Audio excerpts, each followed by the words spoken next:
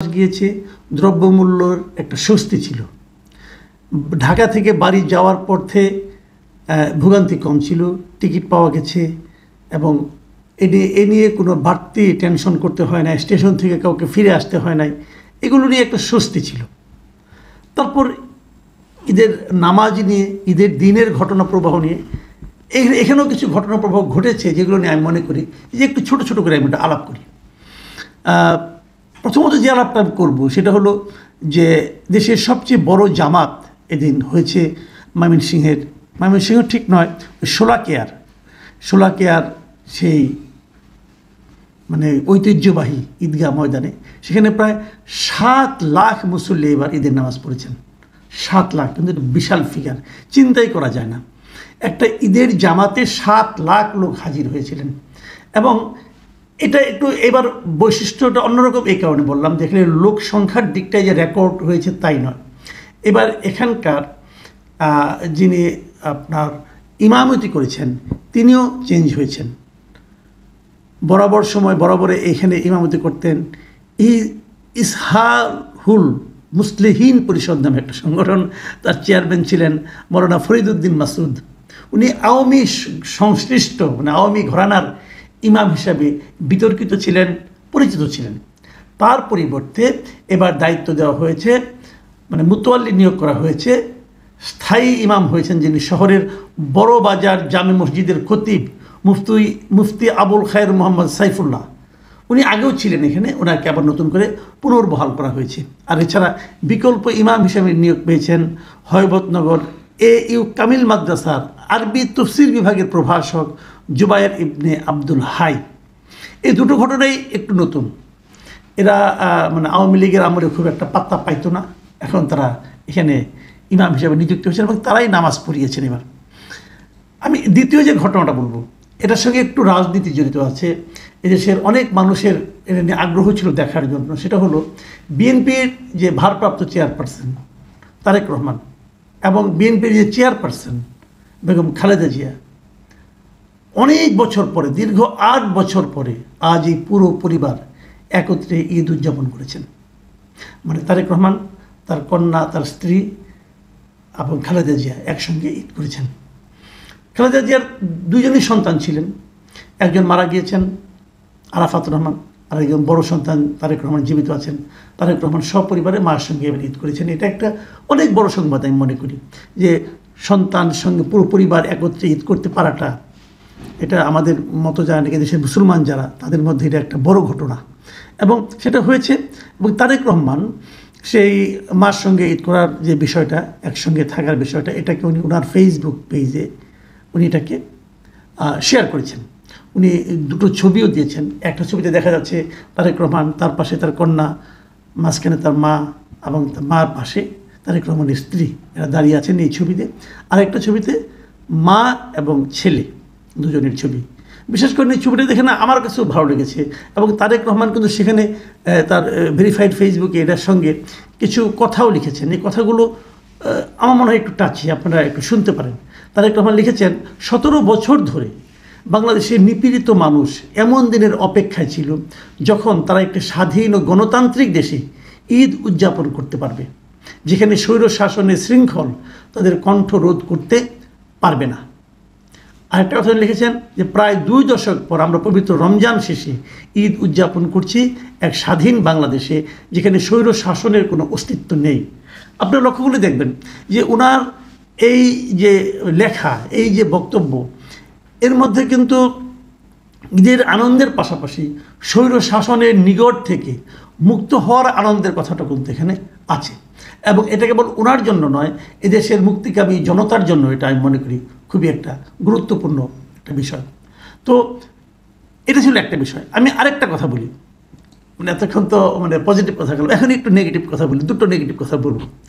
প্রথমত যেটা বলবো সেটা হলো যে নারায়ণগঞ্জে একটা ঘটনা ঘটেছে। নারায়ণগঞ্জ সদর উপজেলার কাশীপুর ঈদের নামাজে, ওখানে মোনাজাতে যিনি মোনাজাত পড়িয়েছেন, যিনি ইমাম ছিলেন, উনি মোনাজাতে সময় সবার জন্য মোনাজাত করেছেন। সারা বিশ্বের মানুষ যারা অসুস্থ আছেন তাদের জন্য মোনাজাত করেছেন, যারা মারা গিয়েছেন তাদের জন্য মোনাজাত, যা হয় আর কি সবসময় সবার জন্য মুসলিম উম্মার জন্য মোনাজাত করেছেন। কিন্তু এই ইমাম, তার নাম হলো আপনার মুফতি মোহাম্মদ ইমদাদুল হক তিনি এই মুনাজাতে খালেদা জিয়ার নাম উল্লেখ করে আলাদাভাবে স্পেশালি কিছু বলেননি। এই অপরাধে তাকে ওখানকার যুবদলের এক নেতা হুমকি দিয়েছে বলে এই ইমাম সাহেব নিজের ফেসবুক পেজে উল্লেখ করেছেন। ইমাম সাহেব লিখেছেন ফেসবুক পেজে, ঈদের দিন ঈদগাহ থেকে মনোকষ্ট নিয়ে বাড়ি ফিরলাম, এবং ওখানে তিনি এটাও উল্লেখ করেন যে উনি নামাজ শেষ করার পর এই যে নামাজ শেষে দোয়ায় বেগম খালেদা জিয়ার নাম উল্লেখ না করে সবার মঙ্গল কামনা সুস্থতার জন্য দোয়া করা হয়। এটা আম মজলিস হওয়ার কারণে সেখানে নির্দিষ্ট কোনো নাম উল্লেখ করা হয়নি। এ কারণে ফতুল্লাহ থানা যুবদলের সাবেক যুগ্ম সম্পাদক সৈকত হাসান ইকবাল তাকে মানে ইমদাদুল হককে মসজিদের খতিবের চাকরি থেকে বরখাস্তের হুমকি দিয়েছেন। দেখুন, এটা আসলে কিন্তু আমি মনে করি একটা বড় ধরনের অভিযোগ। এই অভিযোগকে কিভাবে উনি খণ্ডন করবেন আমি জানি না, তবে আমি মনে করি যে উনি যেটা করেছেন ঠিকই করেছেন। উনি ওনার মতো মোনাজাত করেছেন। মোনাজাত তো কোনো ফরমাইশি ব্যাপার হতে পারে না। আর উনি তো একজন ব্যক্তির নাম উল্লেখ করলে আপনি আজকে ওই যে খালেদা জিয়ার নাম উল্লেখ করেন, তাহলে আরেকজন বলবে যে আমার নাম কোনো উল্লেখ করা হলো না, অমুকের নাম কোনো উনি করেননি। উনি করলে করতে পারতেন, এটা ওনার ব্যাপার, কিন্তু যেহেতু করেননি এবং সমস্ত মুসলিম উম্মার নাম উল্লেখ করেছেন, সেখানে কি মুসলিম উম্মা আমাদের খালেদা জিয়া পড়ে না? পড়ে তো। আবার আরেকটা কথা, মোনাজাত জিনিসটা কী রে ভাই? আপনি আল্লাহর কাছে চাইবেন, আপনি যা চাইবেন তাই পাবেন, তাও তো না। ওনার নাম উল্লেখ করলে হয়ে যেত, উল্লেখ না করলে হবে না। তো ভাই এটা তো ভাই কোনো চাকরির অ্যাপ্লিকেশন না যেখানে একজনের সুপারিশ লাগবে। এবং উনি যেটা করেছেন এটা অধ্যত্ত।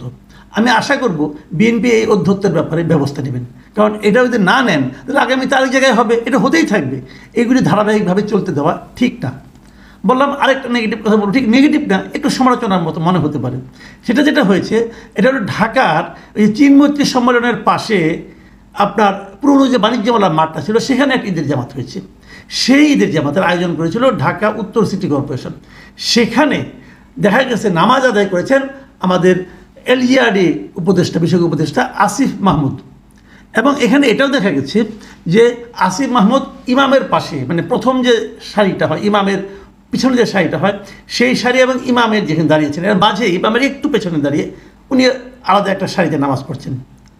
এই ছবিটা একটু বিভ্রান্তিকর আমি বলবো। বিভ্রান্তিকর মানে এটা নিয়ে আমি পরে আরও দু একটা ছবি দেখেছি, এবং এটা নিয়ে রিউমার স্ক্যানার ওনারা এটা নিয়ে একটু স্টাডি করেছেন, এবং রিউমার স্ক্যানার স্টাডি করে বলেছেন যে ওই ছবিটাতে উনি কেবলমাত্র ইমামের পাশে দাঁড়াননি, আসলে ইমামের ডান দিকে আরেকজন দাঁড়িয়েছিলেন একজন, এবং তিনিও দাঁড়িয়েছিলেন। এখন ওই ডান দিকে বিকল্প ইমাম হিসেবে দাঁড়িয়েছিলেন এই নামাজের ইমামতি করেছিলেন কারি গোলাম মোস্তফা, এবং তার ডান দিকে বিকল্প ইমাম হিসেবে দাঁড়িয়েছিলেন মুফতি জুবায়ের আহমেদ আল আজহারি। এখন তাহলে বাম দিকটা ফাঁকা থাকলো, তখন ইমামের পক্ষ থেকে বলা হয়েছে পেছন থেকে একজনকে সামনে আসতে বলা হয়েছে, এবং ওটা আসিফ মাহমুদ এসেছে। তো এইটুকু হলো ঘটনা। এবং এরকম অবশ্যই আমি কখনো দেখিনি আগে যে ইমামের পাশেই যে একজন দাঁড়ায়, এটা আমি আসলে জানতাম না, যেটা জানলাম মানুষের জানার তো আর শেষ নেই, এবারে প্রথম দেখলাম আমি। তারপরে যখন সামনে এসে দাঁড়িয়েছেন দেখলে ইমামই আহ্বান করেছেন পিছন থেকে একজন আসুন।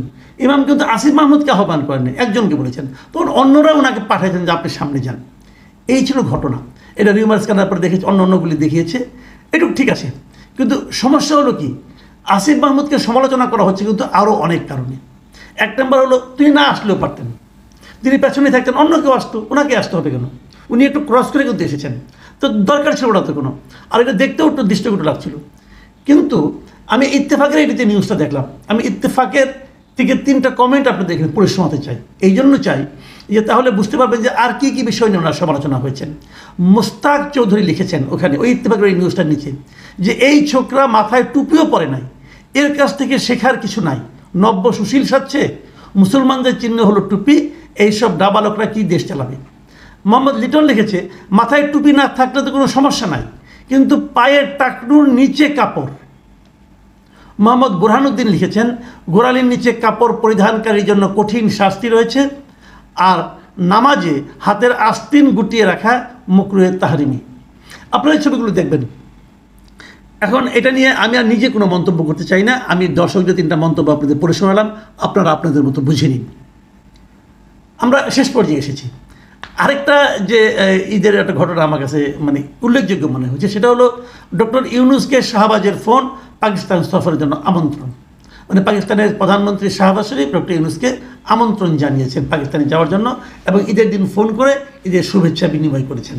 এটা একটা আন্তর্জাতিক পর্যায়ে একটা ঘটনা হতে পারে যে ডক্টর ইউনূসকে পাকিস্তানের প্রধানমন্ত্রী তিনি আলাপ করেছেন, এবং এটা নিয়ে পাকিস্তানের প্রধানমন্ত্রী শাহবাজ শরীফ তার এক্সে মানে আপনার এক্সে দেওয়া একটা পোস্টে উল্লেখ করেছেন, এবং সেখানে পাকিস্তানের প্রধানমন্ত্রী লিখেছেন যে বাংলাদেশের প্রধান উপদেষ্টা অধ্যাপক ডক্টর ইউনূসের সঙ্গে টেলিফোনে মনোরম কথাবার্তা হয়েছে। যে এটা ভালো, এটা একটা খুবই পজিটিভ দিক। যত বেশি দেশের সঙ্গে আমাদের সম্পর্ক হয় ততই ভালো। যেটা দিয়ে শেষ করব সেটা হলো নরেন্দ্র মোদী ভারতের প্রধানমন্ত্রী, উনিও ডক্টর ইউনূসকে ঈদের শুভেচ্ছা জানিয়েছেন, শুভেচ্ছা জানিয়ে একটি চিঠি দিয়েছেন, এবং চিঠিতে উনি অনেক কথা লিখেছেন পবিত্র রমজান মাসের সমাপ্তির সঙ্গে সঙ্গে আমি এই সুযোগে আপনাকে এবং বাংলাদেশের জনগণকে ঈদ উল ফিতরের আনন্দময় উৎসব উপলক্ষে আন্তরিক শুভেচ্ছা ও অভিনন্দন জানাই লিখেছেন। উনি আরও লিখেছেন, পবিত্র মাস জুড়ে ভারতের 20 কোটি ইসলাম ধর্মাবলম্বী মানুষ বিশ্বের অন্যান্য মুসলিম ভাই বোনদের সঙ্গে রোজা পালন ও প্রার্থনার মাধ্যমে সময় কাটিয়েছেন। ঈদ উল ফিতরের আনন্দ ঘন মুহূর্ত উদযাপন, আত্মসমালোচনা, কৃতজ্ঞতা ও ঐক্যের প্রতীক। এইগুলি সব ভালো। তারপরে ওরা বলছেন যে দুই দেশের সম্পর্ক আরও যেন দৃঢ় হয়, বন্ধুত্ব হয়, এগুলো লিখেছেন। তো এটাও আমার কাছে একটু বিশেষ গুরুত্বপূর্ণ মনে হয়েছে। কেন বিশেষ গুরুত্বপূর্ণ মনে হয়েছে এটা আপনাদের একটু মনে করিয়ে দিই, এই জন্যই আমি এটা সবার শেষে পড়লাম। বিশেষ গুরুত্বপূর্ণ এই কারণে যে নরেন্দ্র মোদী এবার ডক্টর ইউনূসকে শুভেচ্ছা বাণী জানালেন ঠিক ঈদের দিনই, উনি যেদিনের ঘটনা সেদিনই জানালেন। আপনারা বলবেন তো অবাক হওয়ার কী আছে? না, অবাক হওয়ার আছে। অবাক হওয়ার আছে কারণে আপনারা একটু মনে করতে পারবেন যে এবার ইংরেজি নববর্ষের যে শুভেচ্ছাটা সেটা কিন্তু নরেন্দ্র মোদী ডক্টর ইউনূসকে জানিয়েছিলেন 27শে জানুয়ারি। জানুয়ারির 1 তারিখে যে শুভেচ্ছা জানানোর কথা ছিল সেটা 27 দিন পরে উনি জানিয়েছিলেন। তাহলে কি আমরা ভাবব যে বরফ একটু একটু গলছে? কারণ এবার তো 27 দিন অপেক্ষা করতে হয়নি, ঈদের দিনই ঈদের শুভেচ্ছা জানিয়েছেন। আমি জানি না কূটনীতিবিদরা কী বলবেন, আমি জানি না এ ব্যাপারে বিশেষজ্ঞ আন্তর্জাতিক বিশেষজ্ঞরাও কী বলবেন, কিন্তু আমার কাছে এই জিনিসটা ভালো লেগেছে। এবং দুইটা প্রতিবেশী দেশের মধ্যে একটা সৌহার্দ্যপূর্ণ সম্পর্ক শুরু হতে যাচ্ছে এমনটা মনে করার সুযোগ মনে হয় আছে।